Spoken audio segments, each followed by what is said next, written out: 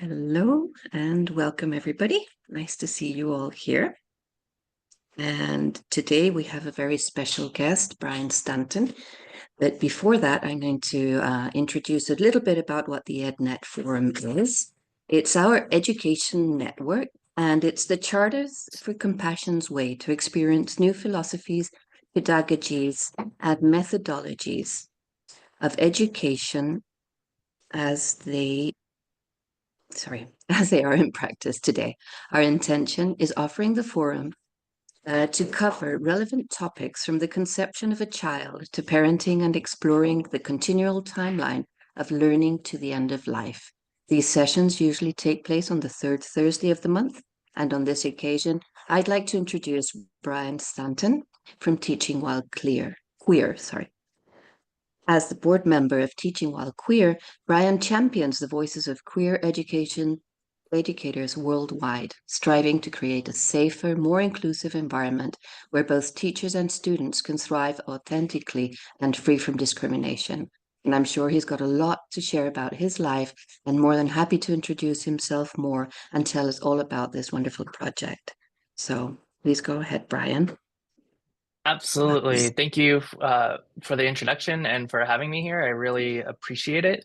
I'm going to share, hopefully, a presentation, um, and hopefully it will be in presentation mode in just a moment.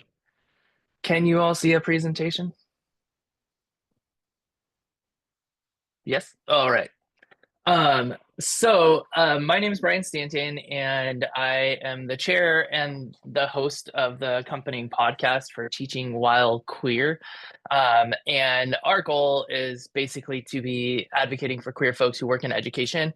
While we use the term teaching while queer, we understand that all administrators, school counselors, and anybody working in education at some point or another takes on that role of teacher. And so it's an all-encompassing kind of term. Um, I am currently in New York City working at a university, not only as an educator, but as a theater maker. But I've always known I wanted to be a teacher, and California state requirements kind of prevented me from that because I could not afford the teacher certification process because it required extra schooling, full-time schooling, full year of student teaching without kind of pay. And I was, 22 and trying to live in Southern California. So it wasn't a viable option for me. And when my husband and I decided to move to Texas because his job had been um, sending him there pretty consistently, and we were raising kids, and it was kind of hard to do the single parenting every once in a while. Um, I was able to get a teaching certification. And it's funny, I went into my teaching certification with a social studies certification because I love history. Um, and when I went to my first job interview, the principal looked at my resume and said, "You have all of this theater experience. You've been working behind the scenes in theater for 15 years. Why don't you get a teaching certificate in theater?" And I said, "Theater? Everybody told me my whole life that theater wouldn't make me money." And then I ended up getting hired from that same principal a few months later because they had let go of their theater teacher. And that was where I first jumped into a classroom. And I created a program based off of inclusivity, philanthropy. We partnered our performances with nonprofit organizations raising funds and or collecting supplies that centered on the topic of the play and the mission of the nonprofit, connecting those two things. And my students did research projects on those things. All of that stuff was great because it put a spotlight on the school, put a spotlight on the program, and things were growing and things were going good. Throughout that process, I was dealing with a lot of microaggressions. I was working in a conservative community in San Antonio, which is relatively liberal. But that community itself was referred to as the bubble because a lot of folks don't leave the bubble and don't care what happens on the outside of said bubble. Um, and when I had all these programs become successful, I ultimately ended up becoming the teacher of the year for the district.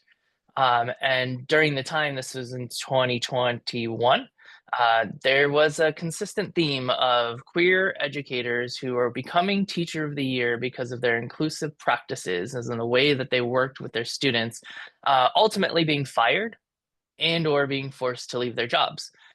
And I was no exception. After becoming Teacher of the Year, a target was kind of put on me. And the next school board election, I had someone running on the campaign of let's get that faggot out of our schools. And then I was dealing with a principal telling me, as a person who uses non-conventional or non-heteronormative pronouns, that I was going to out my students by asking them their pronouns, despite the state of Texas mandating training for teachers on how to ask students their pronouns. They created their own problem just to kind of target us, which is interesting to think about in retrospect, and an interesting, sociological question that someone can research on their own time. I gave myself a year. I continued working. I completed my Teacher of the Year. I decided to leave the school at the end of my Teacher of the Year tenure and go to a different school. And I had given myself a year to find a place where I could have this conversation with someone, where I could vent my frustrations and commiserate with another person who is queer, who is having similar experiences. And the place never really existed. And so the origin of Teaching While Queer as a nonprofit actually comes from the fact that I created a podcast. And that podcast has interviewed over 125 educators from around the world and talking about their stories working in education, their experiences as a queer person, and what does it mean to be a queer person working in education right now. And it also centers on what can schools do to be more inclusive of queer people. And more recently, how do we build resilience when it seems like there's a lot piling up against you?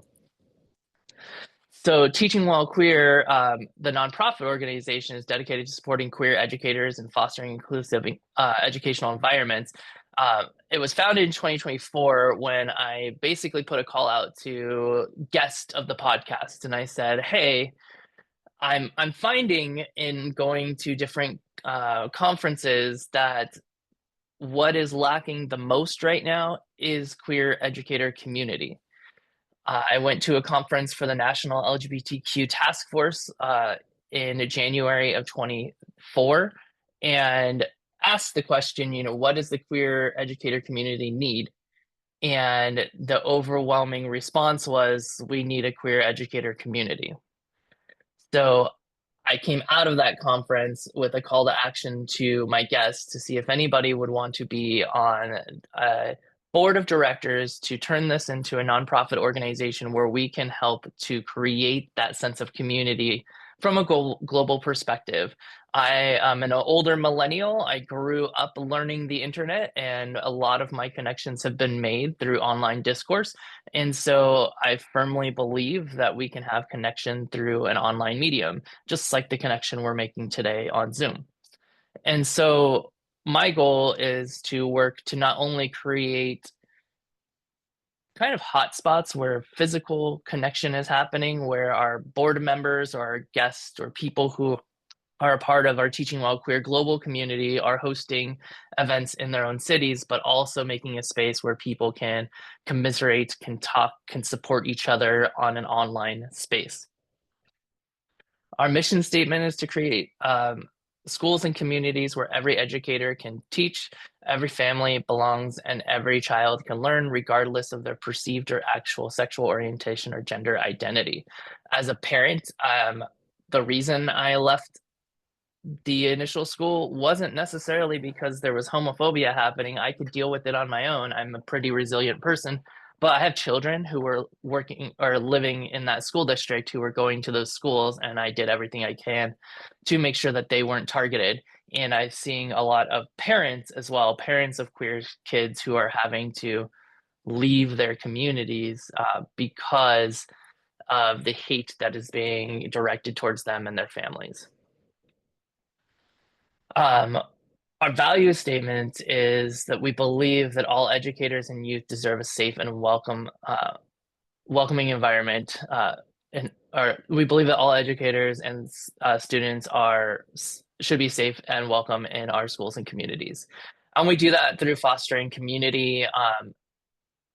We work through service, offering mentorships, coaching, crisis mitigation. Crisis mitigation specifically focused on doxing, in the sense that doxing is when someone posts your private information online with the goal of having a bunch of people contact your workplace, contact you directly, um, and make threats, essentially, trying to silence you. And one of my biggest goals with this podcast, with this nonprofit, is to make sure that queer educator voices are never silenced, despite the fact that people are actively trying to silence us.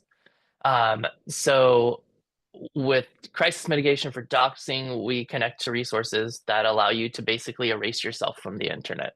And we assist with the financial side of that and connecting people to the appropriate resources for it. We work with advocacy, promoting diversity and inclusion. I'm a huge proponent of access as well, because I have a master's degree in theater pedagogy focused on universal design for learning and culturally responsive pedagogy. So I want to see this happen from a holistic standpoint, that we are really reaching out to protect all people. And then through education with professional development, both online and eventually in the future in person. Some of the programs we have is the Queer Educator Relief Fund. This started as a Queer Educator Relief Fund for fire relief from Los Angeles, where we raised some funds that we were able to then give to queer educators impacted by the fires in Los Angeles. And we've since kept it online to be able to support educators through other issues that might arise, including the possibility of having to move out of state given political climate in the United States. Professional development opportunities, as well as resource curation. My goal isn't to be the be all and end all of resources. My goal is to connect people to resources. So our resources section on our website has websites on reciprocity and how you can move your teaching credential to another state. Websites on one website resource is an app called Everywhere is Queer, where it has over 400,000 queer owned or queer affirming spaces, businesses, service providers nationwide that will be safe spaces for people to commune, to connect with, or to use those services without fear of discrimination. So we focus on resource curation as opposed to resource creation, because there is more good that can be done through connectivity as opposed to trying to own everything. We are launching this year the Teaching While Queer Educators Conference on October 11th, 2025. It was the creation of this conference that actually led to me being here with you today. And the goal for the conference is to empower queer educators by creating safe and affirming spaces where educators can connect, share experiences, and gain tools to thrive in their roles. For me, it's not enough to survive. I really want to see people thriving. Because when I was a child, there was nobody like me working in education, and if they were hiding, and that is not necessarily thriving. That is surviving. We are looking to advance inclusive curriculum and develop and share innovative strategies for incorporating the lived experiences and representations of all of our students into academic content. So it goes beyond even just queerness, but the representation of all of our students. To strengthen community and collaboration, building that network of educators, administrators, policymakers, and allies dedicated to fostering inclusive and equitable learning. We promote academic excellence and belonging to ensure that all students, particularly those from systemically oppressed communities, feel seen, valued, and supported in their education. And we champion equity and representation to ensure that 2S LGBTQIA plus voices are at the forefront of educational innovation. There aren't too many out queer administrators or out queer school counselors or policymakers. And so I would love to see schools become more aware that there are qualified queer educators who can step into leadership roles. And we want to support and retain queer educators and address the challenges queer educators face in the profession to explore solutions to increase retention, safety, and career advancement. Right now, we're made up of an advisory board of 6 people. We did have a couple of people leave our advisory board, one due to a fear of doxing, fear of losing their job, and then another due to just personal time management. So we are actively looking for queer educators to fill a few spots on our advisory board. We are currently shifting from having just a single board of directors to 2 board of directors, 1 advisory board to keep us aligned with our mission and to ensure that queer educator voices are at the forefront of what we're doing. And then an operational board. All of these people here you see on the screen are educators. We have very specific skill sets in education, but we are not marketers and we are not fundraisers and we are not a lot of other things. And so we are pulling together a board of operational folks who can help with community building and social media marketing, and fundraising and grant making and things that at the moment are all falling under me, and will give me the opportunity to have people that I can work with, because unfortunately my cohorts here don't have the same skill sets that I do. Working in theater provides you with a lot of hats to wear. And so we are working towards having an advisory board and an operational board. At the moment, we're taking calls for people to fill the last remaining roles of our advisory board. And then starting in March, we'll be taking resumes for folks who want to join our operational board. And that's what I've got for you. Here's how you can contact me.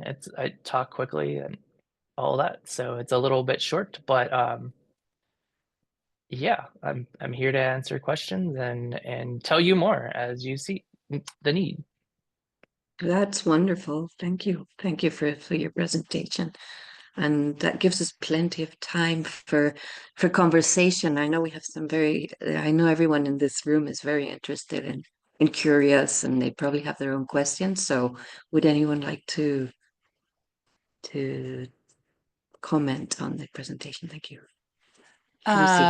Thank you, Bryan, for your time and sharing this with us. Besides, I want 2 things. One is tell us more about allyship and what that looks like. And then in particularly in the context of your organization, and what can we do as a community? What can some of the partners in the charter possibly do to help you as you grow this organization? Yeah, absolutely. So allyship is something that I actually have an episode that was just released on for our podcast. I partnered with a person who's an expert in allyship, Flint Del Sol. He has a book coming out this summer called Teaching Like an Ally. And it's really great because it is geared towards educators who want to be allies to the queer community specifically, but it also discusses how we can be allies for just any kind of marginalized group, because the consensus of our conversation was that everybody is an ally to somebody, whether they realize it or not, because there's always somebody in your circle who has less than others, and you're trying to support them. One of the things that allyship requires, especially at the moment, is to not stay quiet, not stay complicit in conversation. And so it's about speaking up for what's right in the moment. And if you can't address it in the moment, making sure that whatever the situation is gets addressed in a effective manner, meaning that there is some sort of resolution to the situation. When working in K through 12, I got to read all these surveys from students, and a lot of them felt like the teachers just didn't care about them and that they just like let things pass. And part of allyship is to stand up when you see something happening. And even though it might take paperwork and it might be annoying, it is going to be something that makes an impact for not only the students involved, but for other students who are watching. And another aspect of allyship is to understand that there is no comfortable allyship, and that discomfort doesn't always mean unsafe. And so there will be moments of allyship where you have to stand up and do something that maybe feels uncomfortable or out of your realm of what you thought you would need to do. That could be standing up for someone in a moment. It could be going to a march. It could be sharing content on social media that is hard to watch or hard to see, hard to hear. Um, and it could be, you know, if we look at the comparison to the civil rights movement, it could be standing in line, you know, black and white people standing in lines together. And we need the same kind of support right now, especially for the trans community. As far as this organization goes, word of mouth is huge. The podcast gets, you know, about 1,000 downloads a month. It is consistently growing. It's listened to worldwide, which is really great. But we are in the midst of a fundraising campaign for our conference, and so even just sharing the fundraising campaign um, is a moment of allyship. If you're not able to donate yourself, but getting the word out that this conference is happening, the importance of this conference on social media, we are posting videos from educators about the importance of having a queer educator specific conference that centers our voices. And so sharing those things out to kind of amplify the need of what we're doing is incredibly helpful. I'm And then I thinking see, about, yeah, I just before Lauren asked a question, yeah, I just as a follow-up, I don't know if you saw the story about a child in Texas who was yep. bullied because she was her fellow students told her she was going to be deported. And that's not necessarily an LGBTQ issue, but the principle of allyship for anyone who is marginalized. It seems really important. Like, why was that story just killed me. Like, why it was repeatedly happening? Why didn't somebody stand up? And so, the idea of standing up for what's right in general seems to be something that's lacking and squashed by fear. So I don't know. It just made me think of that story recently. I agree. And I mean, part of what I was doing when I was at my first high school was combating their own hate, in the sense that just 2 years prior to my joining that school, a student who was a student of that school transferred to another school because he was being bullied. That bullying went online and he ended up killing himself. Um, and his parents created an organization that combats cyberbullying, and it actually like resulted in these really amazing laws that were passed in Texas that I'm sure will be overturned soon. But like it's centered on making cyberbullying an actual punishable offense.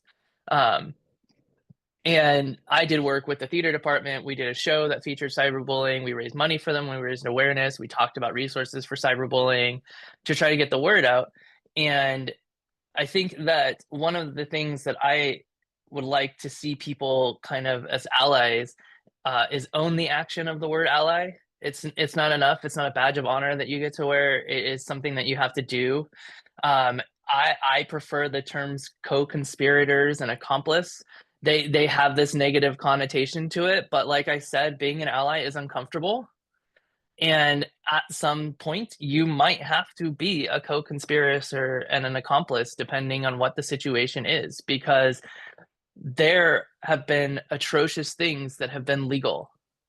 And right now, at least in the state of Texas and other southern states, they are trying to make atrocious things legal. Like if an educator uses the name of a trans student and recognizes and affirms their gender identity, they can go to jail. Well, you're gonna have to lock me up because I am not going to hurt this child because the government says that I need to. Lauren.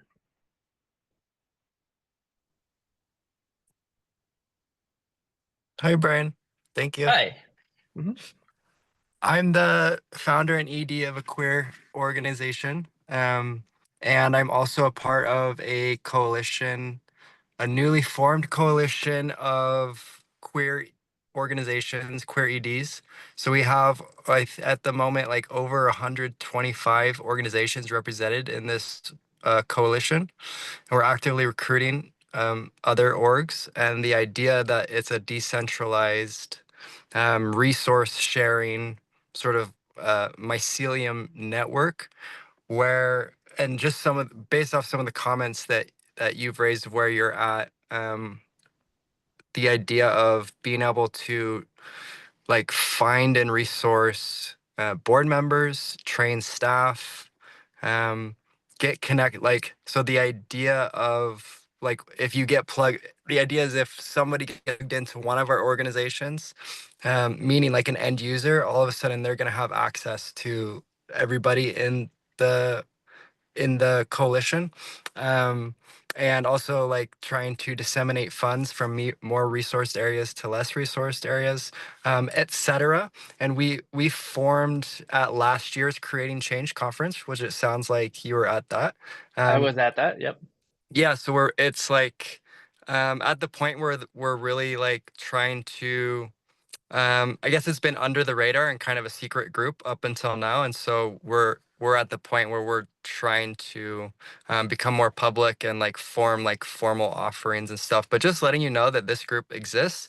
We're already connected via email. Marilyn sent us a sort of group email, so let's find a way to, if this resonates, to get you connected to this group, and I'll have to figure out if we're what the onboarding process is for new members, and how I can help facilitate, because I think it's right now like people in the group need to sponsor people outside the group in order to bring them in, kind of thing. Okay. And so I'll have to like check and see what the process is, but just letting you know that we exist, and obviously we would love to have you, and I think it would be a great resource for you. I love that. I love connection. One of my biggest complaints about some aspects of the queer community is that there's a lot of people trying to do the same thing in different spaces. So I love connection. Right.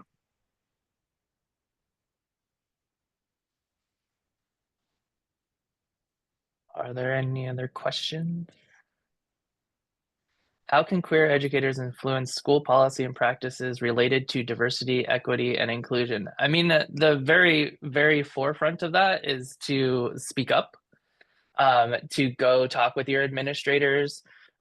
There is a need for data when you're working with administration. So definitely do your research before you go into that conversation, but pull in data on belonging, pull in data on social emotional learning. DEI and social emotional learning right now are scarlet letters, but one of the things that I would recommend as we're going forward is how do we find the words that will work? Because it's okay to play the game of semantics. If we're not allowed to say DEI, then we say belonging, and if we're not allowed to say belonging, then we are talking about creating a welcoming environment. And if we have to center it on Americans, like the National Endowment for the Arts, then we will talk about um, projecting American value, and American value should be about welcoming and belonging. And if someone denies that, then they are publicly saying that America is not about welcoming and belonging. So I first and foremost would do my research on how is it going to impact students. I would work with creating groups of allies. So in my experience, I was one of like 2 out educators in the high schools that I worked in. There were plenty that were not out or were not as visible. They may not have said anything, but they weren't hiding anything. And then there were plenty that like didn't say anything at all. But there was a group of also allies, and we came together to advocate for policies together. At one point, I had the school counselor saying, I went to her and said, The student came in really upset because we were doing online learning. They came in to take a state standardized test, and their dead name was on the roster. And so I walked them from where I was, which is checking them in at the front door of the school, um, to the room. I crossed out the name on the roster so that the student would not be called a dead name, because that student said I had to move and I didn't want people here to know that I was trans. I just want to pass. And so then the school counselor, after finding out about that experience, worked with me on developing, best practices for students who are trans. And we came up with, we can print the regular roster, but we can also just print a roster on top of it, and use that roster for what we need, that has the proper name of the student and their pronouns. I don't know whether or not those things are still in place. I highly doubt it. But the best way to advocate for policy is to start by bringing it up, and also start by making sure that whatever policy is being made, that it is explicitly written.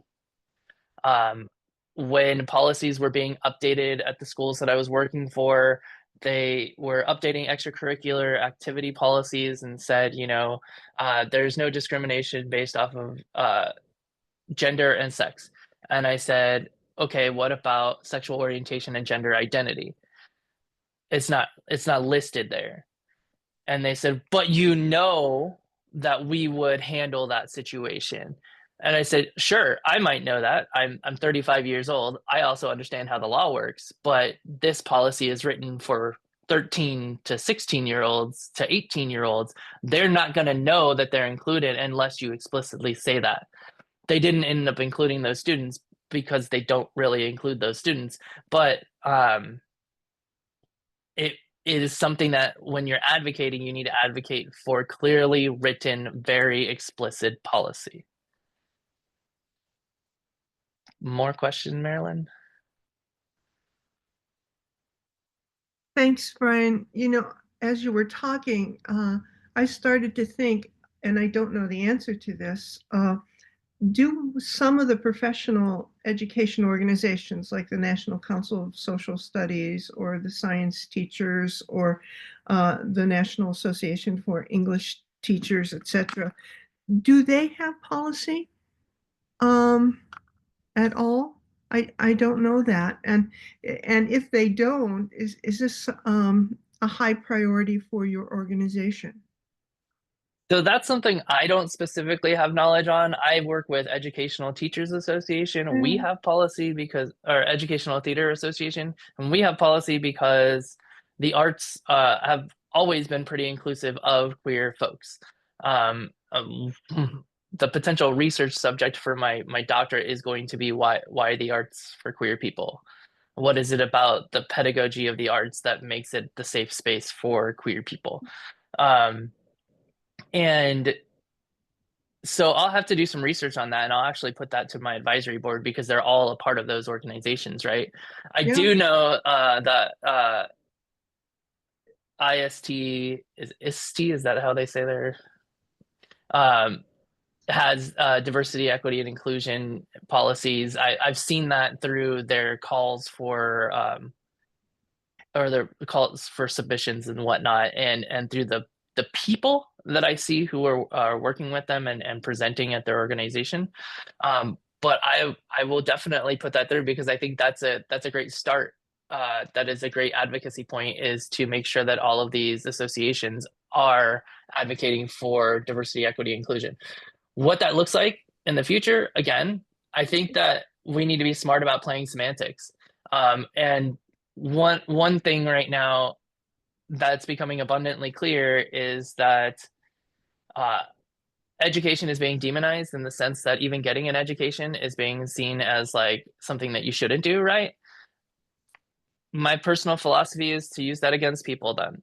If you're going to tell me that I'm too educated, then I'm just going to have to outsmart you. And so that means adjusting the language. we stop using diversity, equity, and inclusion. We start focusing on other language that fits the mold of what they want to see it fit, but we know what we're doing.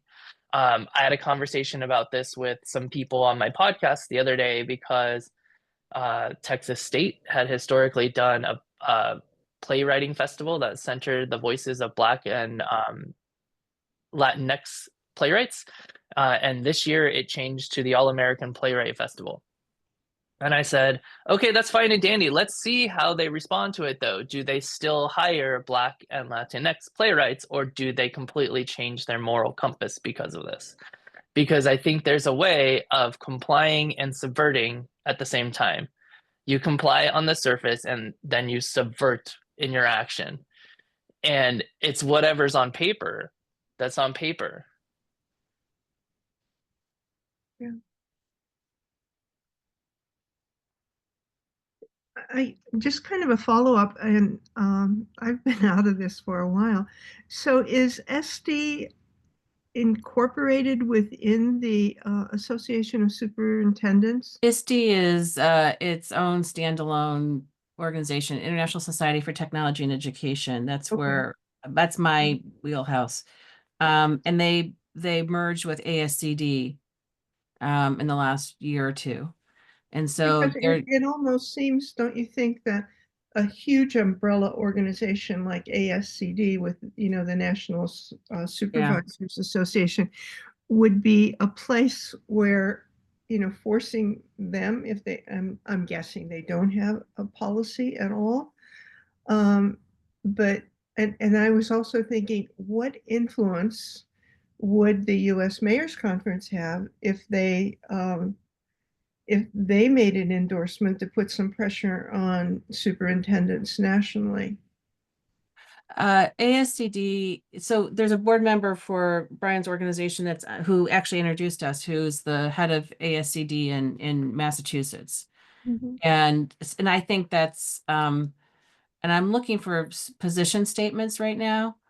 I mean, there are, so like on the NST and the science teachers website, there's position statements, but I don't see one directly saying about, there's stuff on gender, but not about a position statement on DEI, which I think is a shame. I don't see, usually if you Google it, something like that will come up right away. So I may be missing it. And then ISTE's been pretty active in creating, when I'm a community leader for ISTE, and when I became, it's like a volunteer community, I had to go through DEI training in order to do that. So I would assume that's the same for ASCD, and Brian might have more ideas about ASCD in general. I actually don't, but I think Craig would know more, and so Yeah. I can refer to Craig when I get back to him. Yeah, they have tons of stuff. I'm looking, they have tons of articles in their content, but I'm looking for like a specific, something from them, and I'm not finding it easily. And it should be something that you find easily, Yeah, I also think that unfortunately, some folks are taking off their websites right now. they're scrubbing. Yeah. Yeah. So there was Because one really they can lose bad. their national funding. And while I understand that concern, I think that again we need to be strategic in counter movement. Yeah. There was a bad example yesterday. Oh, I know, I posted this to Facebook, and this is not quite the same, but not shockingly, Mark Zuckerberg has a charity with his wife, the Chan Zuckerberg Initiative or whatever it's called, and they've stopped all of their DEI stuff completely. And the fact that people are bowing to the king The fact is that the really word king disturbing. is being used. Yeah. Yeah, exactly. This is the article that I saw. It's from The Guardian about that. And so, yeah, so maybe that's what's going on. There is scrubbing going on. Yeah. It just seems that though scrubbing is going on, language is being challenged. I think that, preparing for the positive, uh, and creating the allies that you were talking about. And even though like if you have an into an organization like ASCD, and the possibilities of them, it's going to take them years to struggle to put a policy together. I mean, it's not going to come out overnight. And I keep thinking that this is like the most, in my mind, in my past experience, a really important organization. And if,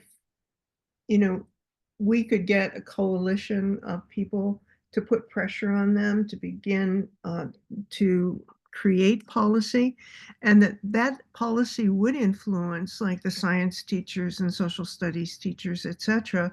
But then I do think a coalition with US mayors to support something like this, because they have obviously a lot of influence in the schools, more so than governors even.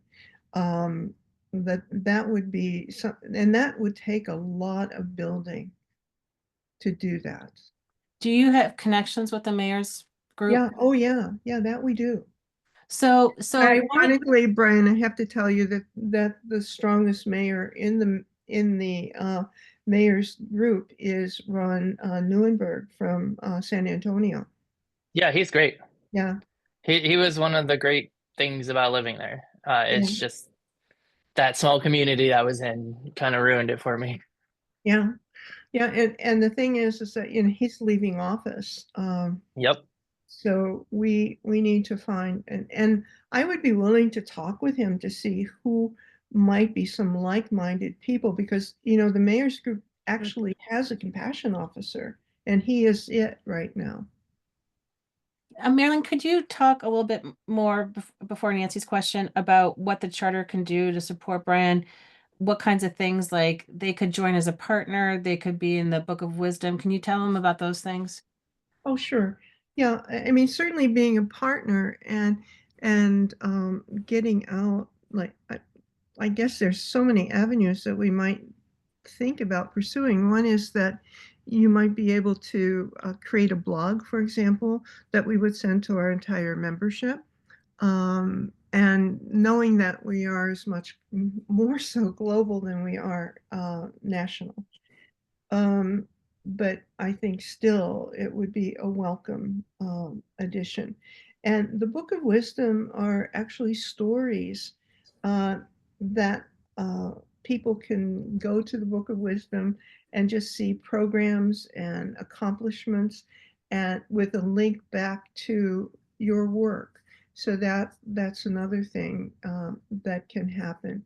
Um, and I think that, we might even be able to, and I think you probably have this, but to invite people to a circle, a conversation that's very regular, once a month, let's say, that you would have a circle of trust where anyone who wanted to come in would come in for support, sharing their stories and just encouragement.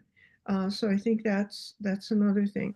And then I do think that, you know, we don't have connections with major educational organizations like ASCD, but we do with the mayors. And so that's an avenue that we could really investigate. I, I think this is a really good reason for me to talk with Ron, who is very accessible to anything that we ever throw his way. And since the mayor's group does have a compassion officer, and they have for a number of years now, and somebody will take Ron's place, and we need to make connections with that individual, and let our voice be heard about how they might be helpful. All that sounds really amazing. I also would encourage people to pay attention in San Antonio, because the very person who was running against my existing in this school is running for mayor now. I got a phone call, automated phone call from his office. So that's, on the horizon and things that need to be just watched? I can put you, I mean, I will put you in touch with, do you know Ann Helmke? Ann is the person who works with Ron in the mayor's office. And I think that, you know, just having you make a connection with Ann, because obviously they want to ensure his legacy. Right. And so they're working hard behind the scenes. So I don't know if you're interested, I'd be willing to make an introduction. Sure. I mean, both of my sons live there, so I am forced to go back and visit, and I want to make sure that it's a safe space to continue going back and visiting. Good. Okay. I would like to hear a bit more about your conference in October. I think also Sure. Nancy had a question. Oh, But Yeah, sorry, Nancy had a yes, question, Nancy and then I goes will first, and then absolutely. we can end the session with all the information about the conference, because I think that's going to be very interesting for our. But I think, yeah, great. Yeah, great. Mine is quick. Thank you for the opportunity and thank you for sharing the important work you're doing with us. Bryan, I retired about 8 years ago, but served in higher education and was affiliated with the National Association of Student Personnel Administrators. I put the link in the chat. They could provide a strong allyship, as the number one rule of student services is to create a welcoming environment, and that transcends anything. So perhaps connecting with them, maybe looking, they have a conference coming up next month, and they're educating people on how to educate people in the roles of student services and those many attendant details associated with that. And they might be a strong force, a voice that could advocate and articulate the work that you're doing, its importance, and amplify your voice. Just a thought. Awesome. Thank you. I've clicked it open, and I will save it so that I can look at it when I get back to my nonprofit computer as opposed to my work computer. The conference is October 11th. October 11th happens to fall on a Saturday. It's also, for now, National Coming Out Day. It is the anniversary of the death of Matthew Shepard. And so that's the origins of National Coming Out Day. And just recently, I'm not sure if you're keeping up with the news, but just recently we had a very similar experience to what happened with Matthew in the 90s, happened with a young trans man named Sam Nordquist here in New York. Sam traveled here to meet an online girlfriend, and then was subjected to 2 months of torture before being found dead in a field. And so the very harsh reality is that it's been 20 years, but things are relatively the same, almost 30 years. And so our conference is on National Coming Out Day. We are having themes or tracks that support allyship. So the podcast is specifically amplifying the voices of queer educators. I get a lot of people asking if they can come on as an ally, and I don't allow that. Everybody who comes on to the podcast has to be a queer person who has some sort of role in education. But the conference will center professional development that has an allyship track, a track for administrators, a track for school counselors, and then more specific curriculum and instruction, as well as culturally responsive pedagogy techniques, and then how do we advocate for policies. I'm opening it up to policymakers. I need to make sure that I fill out the paperwork that I'm allowed to talk about policy before I go public with all of this information, because the nonprofits have to fill out paperwork for nonprofiting. But I'm hoping to have some of those presenters come in and talk about how do we advocate for policy change. and is calling your senator enough? You know, all the stuff that people are actively doing right now, using the 5 calls app to contact their policymakers. And then how do we look at that from a global perspective? Because while this is a national nonprofit, here I have educators that I've interviewed with, that I'm corresponding with, that are in other places where there's marginalization happening and oppression happening. So how do we advocate on a global perspective? In fact, one of the keynotes, whose name is Willie Edward Carver III. He was the 2022 Kentucky Teacher of the Year, and talks about how once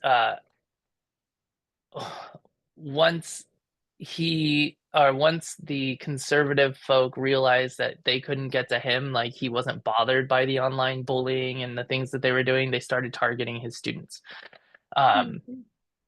And so the realities of what it means to be a figurehead, and what that looks like. He also has a great book of poetry called Gay Poems for Red States, about growing up in Appalachia. And so the message is more broadly that we can get through this as long as we're getting through it together. I am currently in talks to have my second keynote speaker be Dr. Roxane Gay, who is a powerhouse in queer, feminist, Black writing. She also just happens to be under Marvel's wing now, which makes her incredibly popular and very expensive. So that is the consideration at the moment, but she's pretty phenomenal. And the conference is a 1-day conference. It'll span 12 hours. The keynote speakers will be towards the middle of the day. Right now I have it planned to be from 9 a.m. Eastern time to 9 p.m. Eastern time. All of that will be recorded. And requests for proposals will start in April, and then registration will open during the summer. But it should be, I'm excited for it. One, Lucy has a really fantastic platform that she uses, and she's helping us to create that. And of digital platforms, it's the one that I think is most user-friendly and appealing. It also keeps us safe, and I think that's one thing to consider. As I've been talking about this conference with people, when they think that it is being held in person, they say, what about safety? And so the fact that we are doing virtual for now until it's safe for us to get in person is ideal. And then all of these things get to live online, for those presenters to have, for the attendees to be able to go back and look at. And then those keynote speeches will be saved to our YouTube. And then hopefully after year 1, we will continue to grow.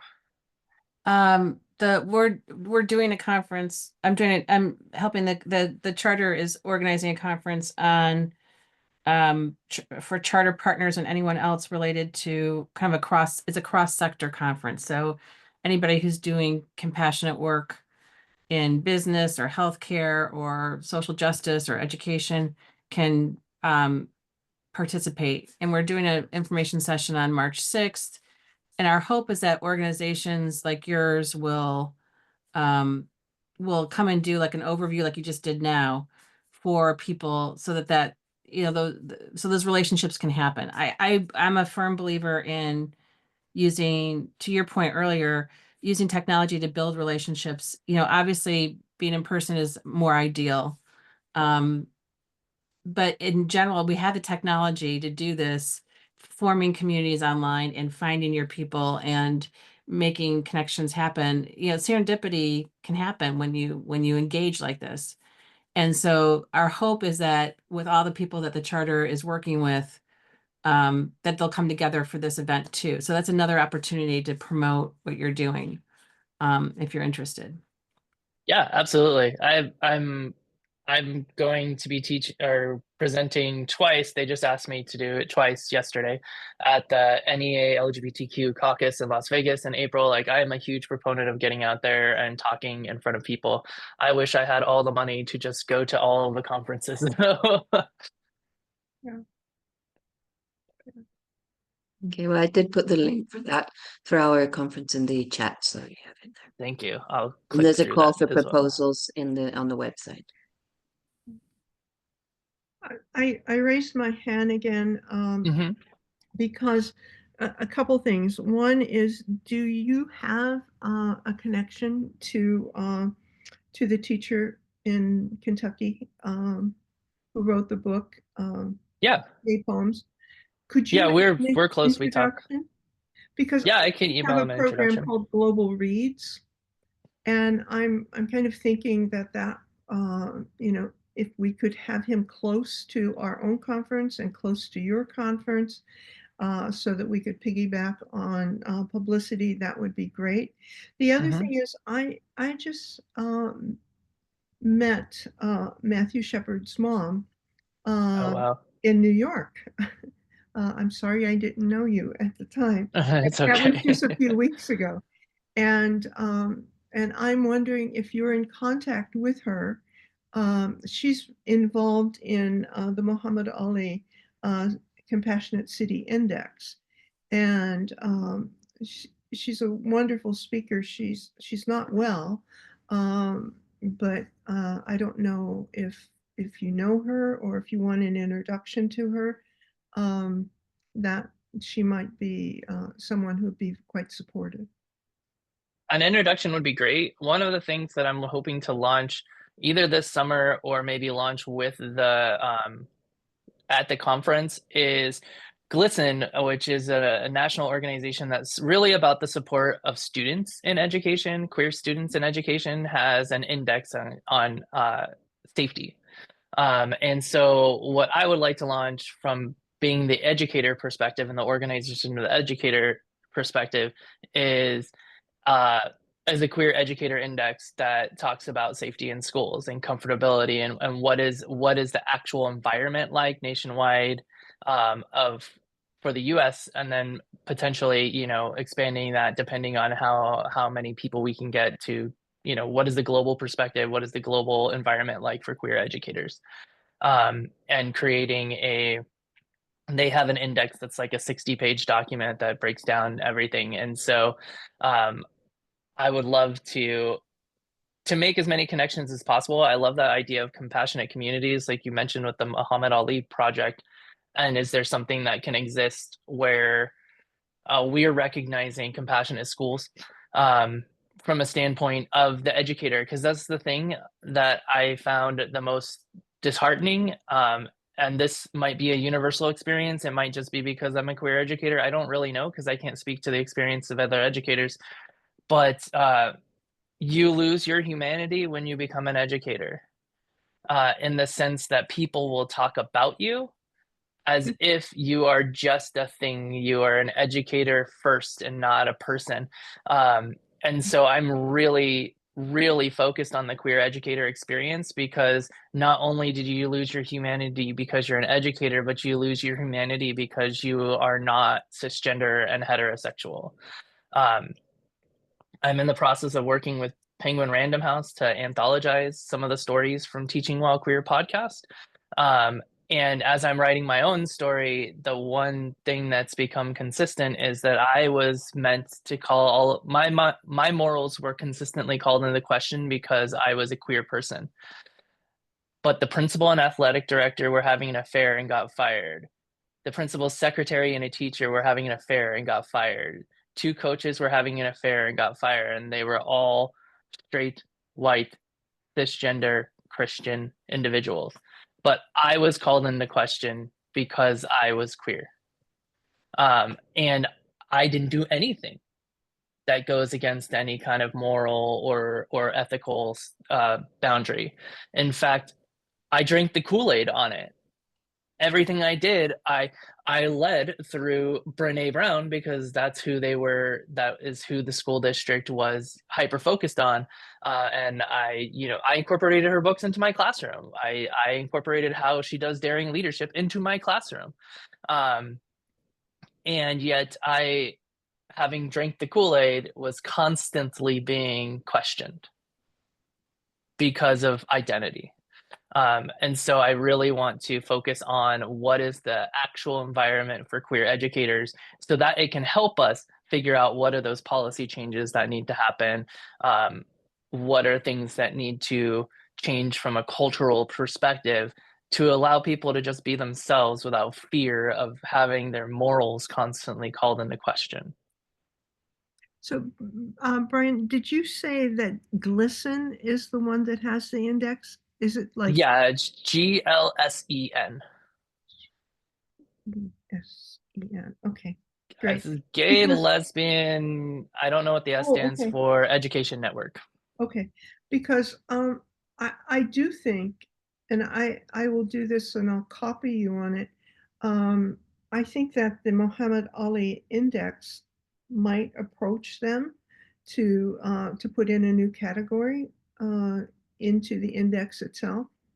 I think 60 pages might be a little overwhelming to them, but nonetheless, I think they can condense it in some way.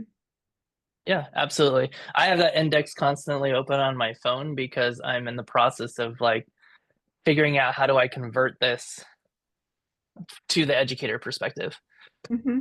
And then eventually who's the researcher who's going to go through the data, because it's not going to be me.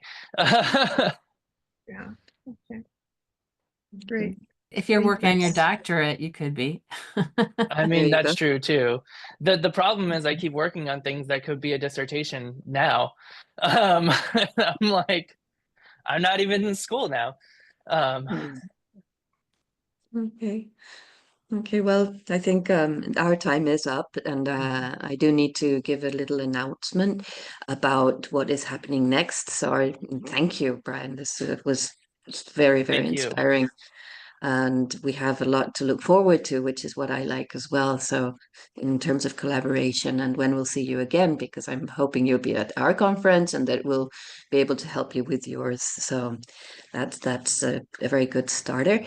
Our next EdNet is on March the 20th, and it's going to be by James Ofu from Côte d'Ivoire, that's Ivory Coast. And he has a peace leadership program, which he's going to introduce to us.